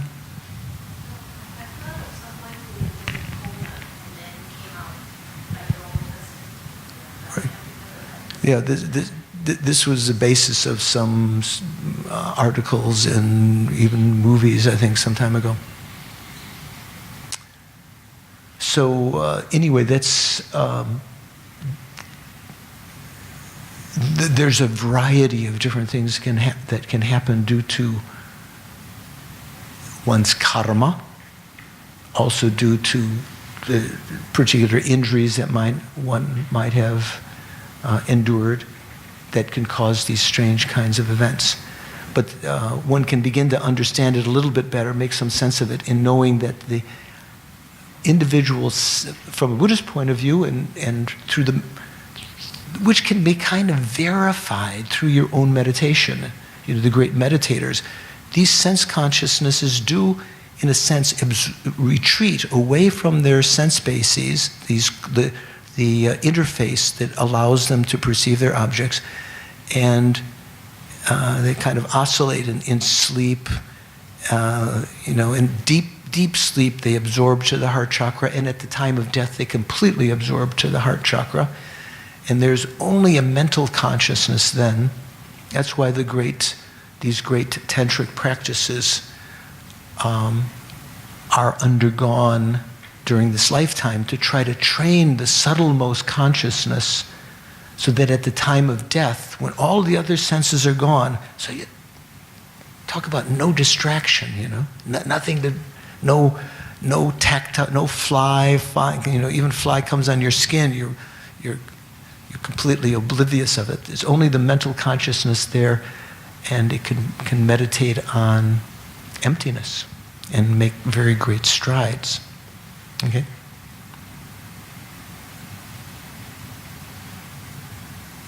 Okay, let me show you this. Take a look at this for a second. One of the reasons, let's do some more questions, yeah. So if I understand it correctly, the sense consciousness interfaces with the mental consciousness, and it's the mental consciousness that then makes a judgment. Yes. In that interface. So like this. So the I sense power and the I consciousness themselves the I sense power doesn't know.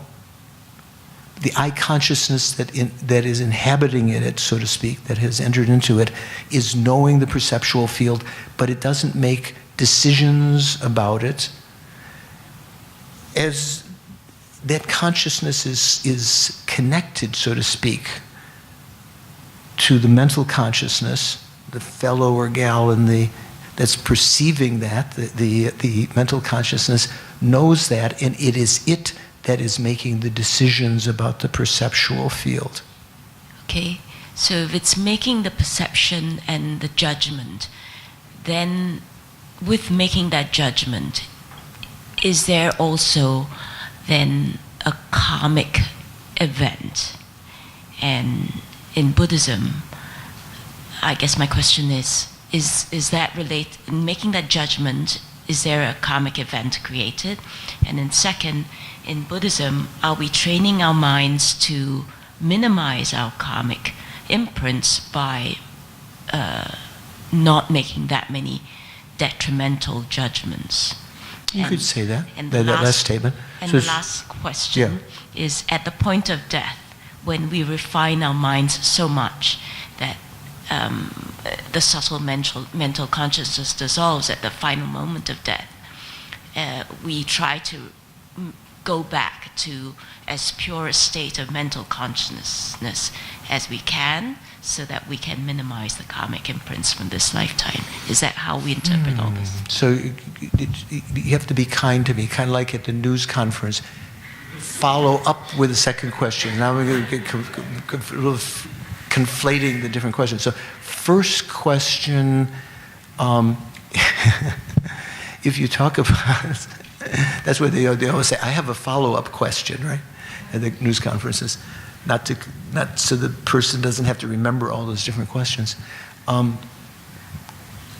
So indeed, we want to try to watch our mental consciousness. In many of the precepts of the training of the mind, one of the famous texts that you may have received teachings on, the eight verses of training the mind. One of the verses goes something like this: vigilant of my mind stream throughout all actions. Whenever afflictions rise, endangering myself and others, I will confront and avert them without delay. So this is very much addressing that particular thought that you had, observation that you made. So a real Dharma practitioner is not so up here, just completely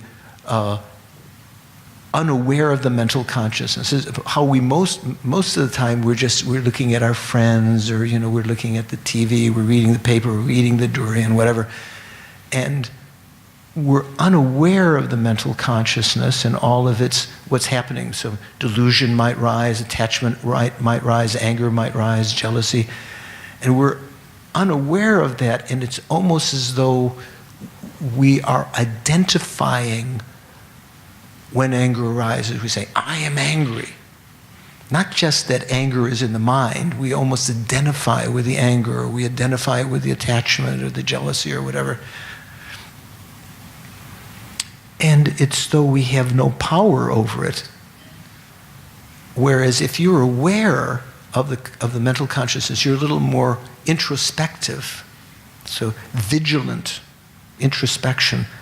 So this precept in the 8 verses of training the mind is that to be all the time, and maybe it's tiring, but whenever occasionally, when you're on the bus, watch your mind.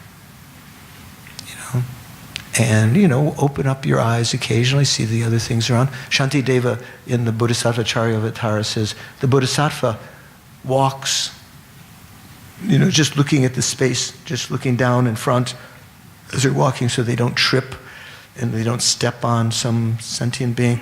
And then occasionally they look up and look around, and then again, they continue on.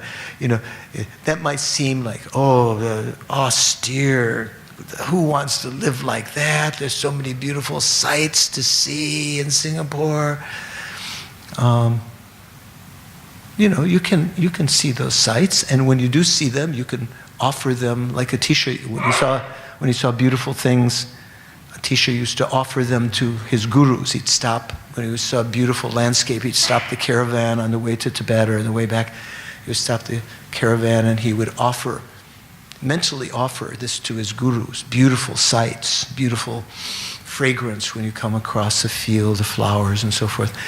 But so when we're doing sort of a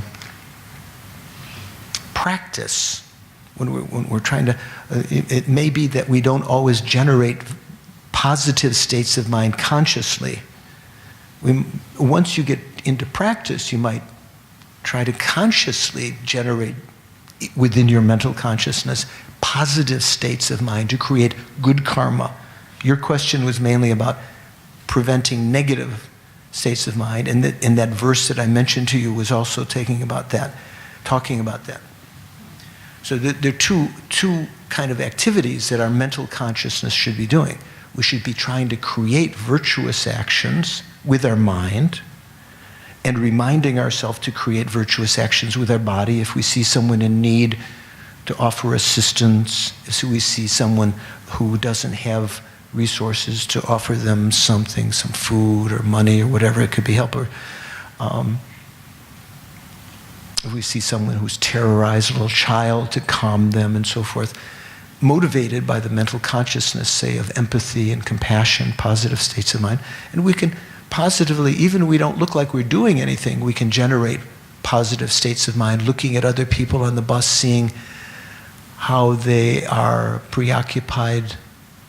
We can't, unless we have clairvoyance, we can't know for sure, but how they seem to be preoccupied with their own problems right now, oblivious of the fact that there's no self existing the way that their mind is perceiving, and they are under the influence of their delusions, grasping to a self-existence of the self and so forth, feeling compassion for them, wanting to, trying to develop the courage to achieve a state of, deeper realization, eventually enlightenment, to be able to liberate them. But when we're not creating positive states of mind like that, when we're interacting with people, we have to be vigilant of our mind stream, so introspective, just as you said. And when states of mind, like what we call klesha, some of you were in our other class. Klesha is an Indian word that means, we can translate as affliction or delusion. How else do you like to translate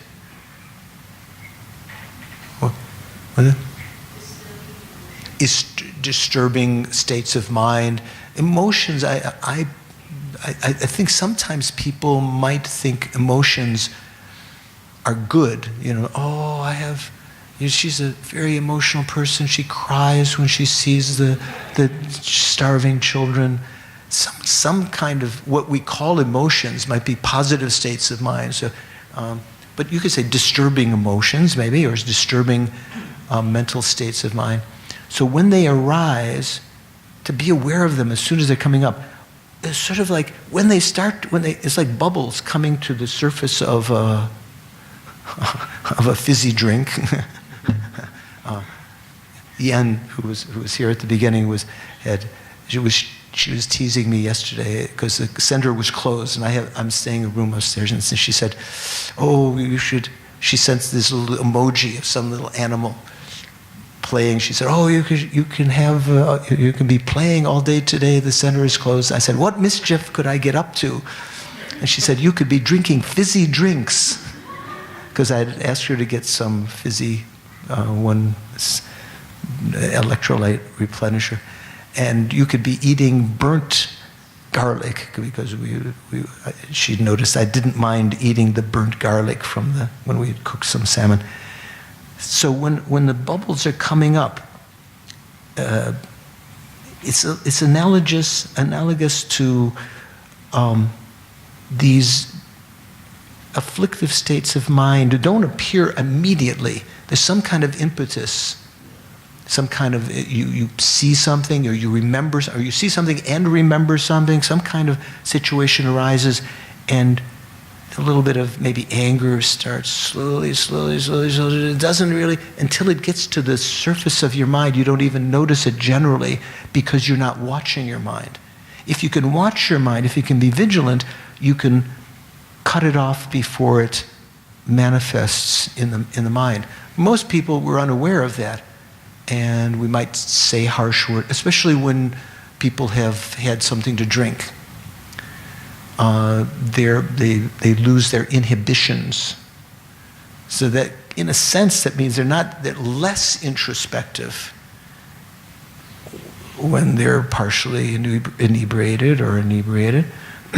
So what we'd like to do ideally is to be vigilant of our mind stream, and even just as the afflictions are beginning to arise, to recognize them and have the courage and have the ability to apply an antidote to that afflictive state of mind immediately. So to confront them, that means that Lama Zopa Rinpoche gives from the scriptures, not his own invention, like to protect the king, there might be 2 guardsmen on either side with spears. So when some miscreant, if you want, starts to run toward the door, toward the king's chamber, they will confront the person immediately and avert them, keep them from getting in, right? So to keep these mental afflictions from actually manifesting and causing harm to us, because it creates negative karma, and causing harm to others, because if we speak harsh words, if we get angry, we look angry, and so forth, we create harm for others. We try to prevent that from happening, but it's tricky, because we may notice anger and attachment rising, but we may not be motivated to apply the antidotes. Sometimes we feel to let the anger out, we get a certain amount of satisfaction, because almost as though it's some pressure within us. It's never good to get angry.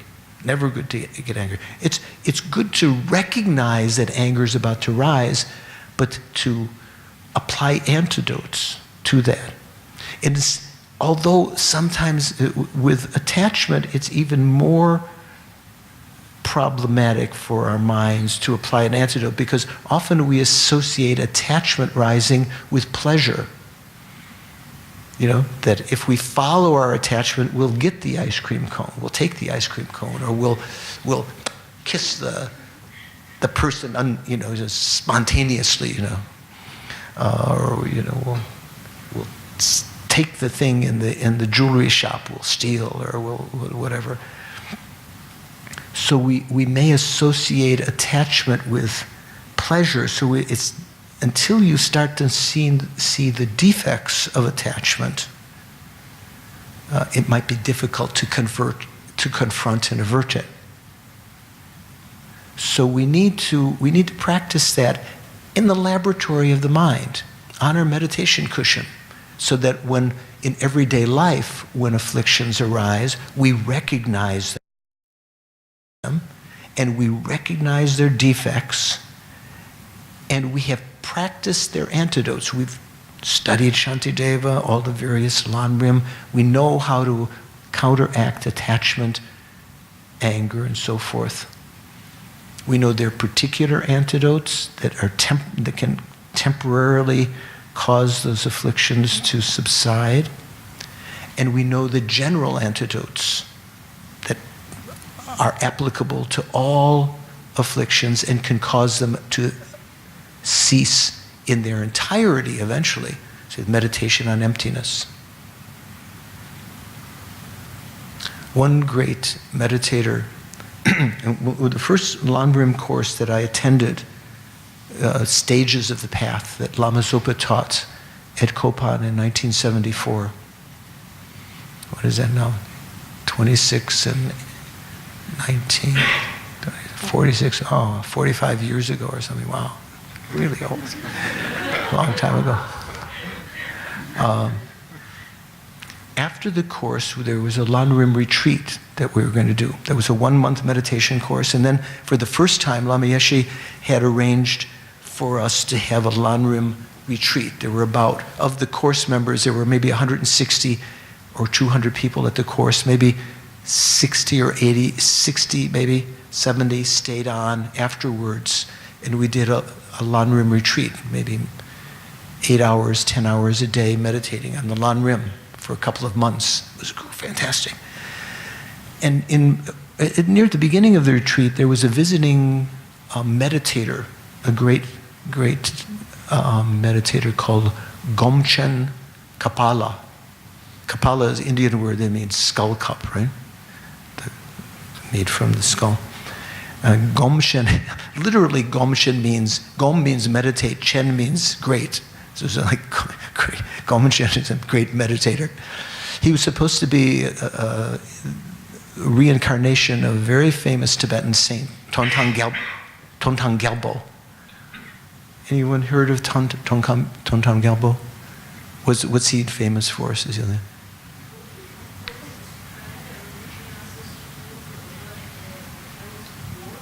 Yeah. Tontang Gyalpo wrote many prayers like that. Tontang Gyalpo was famous. He was like Milarepa. He had a guru who said, in order to eliminate negative karma in his mind, the guru told him to build bridges across these ravines made with steel chain. So he's often in the iconography. He's often got chains around his body, like coming off his body. He was a great meditator. So anyway, Gomchen Kapala told us a story through Lama Zopa. He didn't speak English, obviously. So Lama Zopa was translating, and he said, so Gomchen says that he was in this cave up in the mountains meditating, and every couple of months he would come down to the village that kind of could see from the cave and get some supplies and then come back for several months. Within the cave he had a little little tent to even protect a little bit more from the elements. So he was sitting meditating one day, and he sensed a presence around the tent.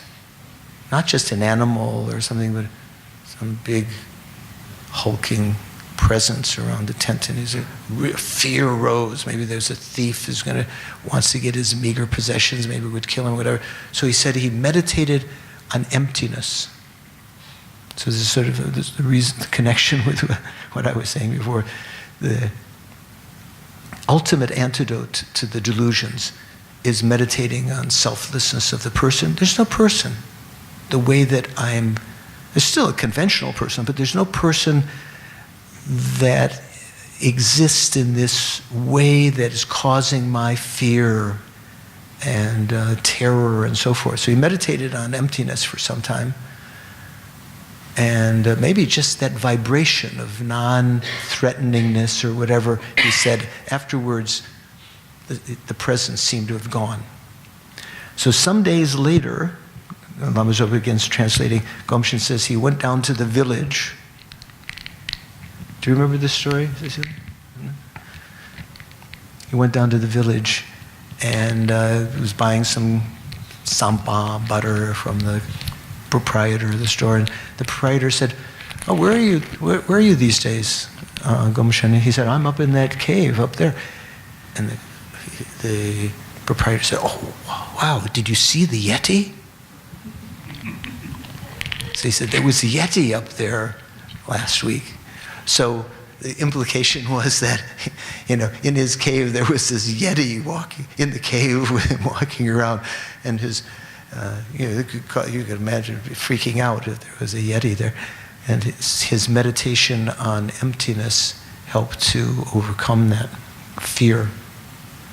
Okay. So I don't want to go over. It's just 9:28 and a half or something like that. So I think we made a good start. If you're interested in a partial PDF, I was able to find a PDF of this text I'm reading from, which is actually commentary by Geshe Darge on Akyo Yonzen's text. You can contact the office and they can send it to your tablet or phone or whatever. And also, I thought they were going to have these sheets for you today, but maybe she decided we would just do it like this. But you may be able to ask her to send you the PDF of this. This is just some charts from Jeffrey Hopkins' text on the ways of knowing. And let me start from that first chart. So the kind of interesting there, that chart showing, see on the far left, what does it say? Cognizers, so knowers. There are, it's hard for me to even read there. What does it say? If you had the text in front of you, maybe it's a little bit easier to see. Cognizing conceiver, non-cognizing conceivers. So there's some things that realize, some kind of consciousnesses that realize their objects, and there are others that don't realize them, that make mistakes about the objects. Anyway, it goes into detail, and this is relevant. These 7 ways of knowing. How do I get rid of that? There we go. These 7 ways of knowing are relevant in that they can explain the progression from our present state of misapprehending emptiness to, having heard some details, to developing a doubting consciousness, and then a presumption about emptiness, to having an inferential cognition, a logical proof of emptiness, to actually having direct perception of emptiness, which is what we would like to do. So let's just spend a moment to dedicate the merits that we've created this evening. You can even include all the merits you've created from beginningless time.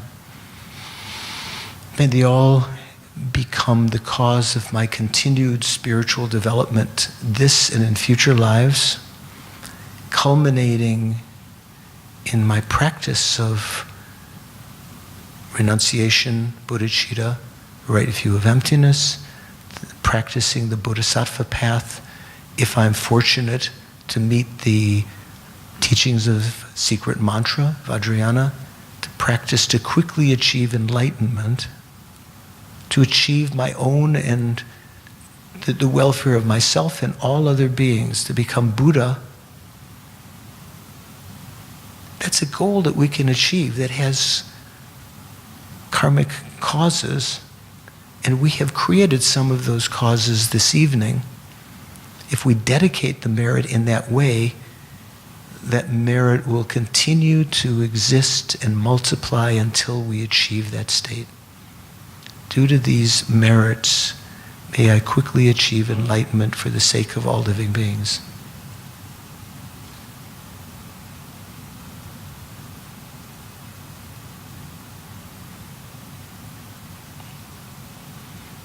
So thank you very much. So till Thursday, if you'd like to come again, watch your dreams. See if you can notice that there is any clear appearances in the dreams. Be vigilant of your mind stream, your mental consciousness. See if you could notice your mental, you might have to close your eyes a little bit so you're not completely overcome when you see things. See what your mental consciousness is making judgments about it, whether afflictions, delusions are arising, and see if you can generate positive states of mind, the opposite of creating negative karma. So thank you very much. See you next time.